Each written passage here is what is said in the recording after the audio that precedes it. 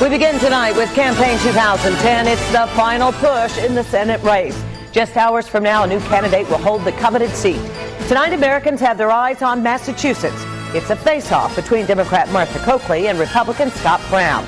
Depending on which candidate wins, President Barack Obama's political agenda could be in jeopardy.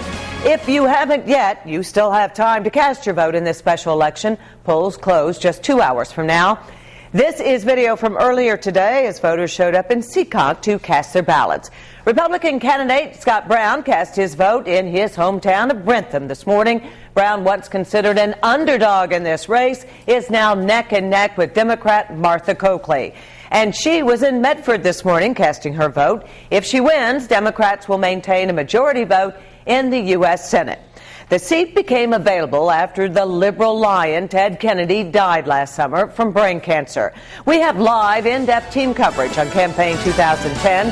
Eyewitness News political analyst Joe Fleming joins us live with details on voter turnout and what this election could mean if Republican Scott Brown wins. Eyewitness News reporter Sean Daly joins us live in southeastern Massachusetts, where he found voters split on the candidates. But first, we begin with our team coverage with reporter Walt Buteau. He joins us live in Boston with details on this historic race. A sharp contrast between the two candidates as they voted. Martha Coakley saying tomorrow's headlines will read, "Coakley wins." Scott Brown not willing to make a prediction, but the prediction on the turnout is high. As many voters in this special election as we normally see in a regular election. Lousy weather did nothing to wilt either candidate's supporters. Outside Government Center, Coakley signs greeted traffic. The ones carrying the name say their candidate will win and help retain the Senate's supermajority. We have to save the country and the state. It's going to be bankrupt if we don't pass health care reform. It's going to bankrupt the nation. Can't send more troops to Afghanistan. We got to support things that are important to us. They're going to save the state and the country. Brown has vowed to be the vote that kills what some of his supporters call Obamacare.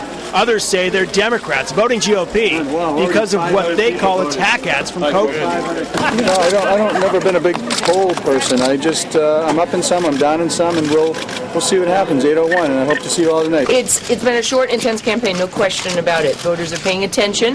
That's a good thing. We've been working every day. We don't pay attention, despite what everybody thinks, to all the media, to all the polls. We pay attention to the ground game and what people are telling us. Turnout high from Boston to the Attleboroughs and throughout the South Coast. High turnout could help both candidates, according to the experts, depending on where the longest lines are.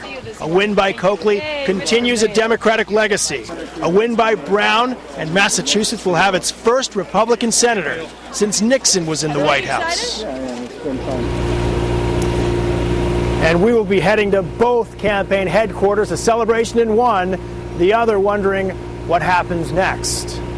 Live at the Mobile Newsroom in Boston, Walt Buteau, Eyewitness News.